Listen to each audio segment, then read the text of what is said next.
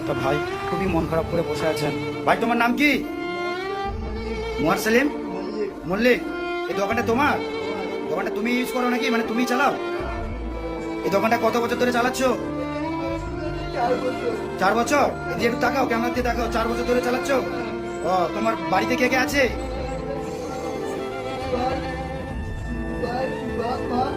তোমায় তো দেখে মনে হচ্ছে যে তুমি তো খুবই একটা অসুস্থ, মানে তুমি কি মানে প্রতিবন্ধী নাকি?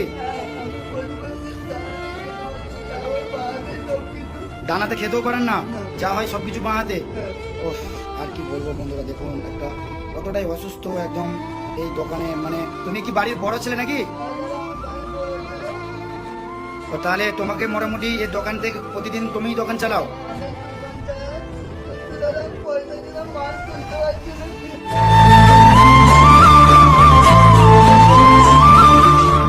তো দোকানে মাল তুলতে পারছেন না, মোটামুটি ক টাকা বেচা কেনা হয়? আর সারাদিনই কেনা বেচা নেই, দোকানে তো কিছু মালই নেই, তাহলে তোমার কেনা বেচা হবে কি করে?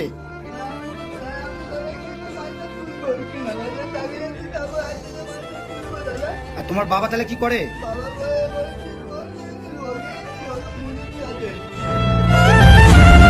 খাওয়া দাওয়া করেছো?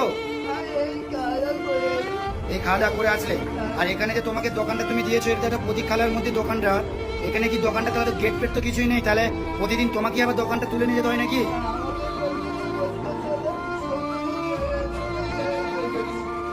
তাহলে একটু উঠে দাঁড়ান না, একটু উঠে দাঁড়ান, চলতে পারেন? একটু চলুন না দেখি। দেখুন বন্ধুরা, একটা ছোট্ট দোকান রাস্তার ধারে, সেরকম কিছু মালই নেই। ভাই বন্ধুরা চলুন ভাইয়ের দোকানটা আজকে সাজিয়ে দিই। দেখুন বন্ধুরা, সেই মোশালেম ভাইয়ের দোকানটি সাজিয়ে দিয়েছি খুব সুন্দর করে, যাতে মোশালেম ভাই এখানে আরামসে বসে ব্যবসা করতে পারেন। মোশালেম ভাইয়ের জন্য যতটুকু পেরেছি আমার সামর্থ্য অনুযায়ী। এরপরে আমি আমার ফ্রেন্ডদেরকে বলবো যে আমার এই ভিডিওটাকে আরও বেশি করে শেয়ার করে দিন এবং লাইক করুন, যাতে আমি মোশালেম ভাইয়ের কাছে আবার পার্ট 2 অবশ্যই ভিডিও আনতে পারি। মোশালেম ভাই তো একদম খুশিতে চোখে কাঁদতেই শুরু করে দিয়েছেন। মোশালেম ভাই বলুন, মোশালেম ভাই বলুন, কাঁদবেন না প্লিজ, কাঁদবেন না। মোশালেম ভাই তুমি খুশি হয়েছো? ভাই তোমার চোখে জল কেন?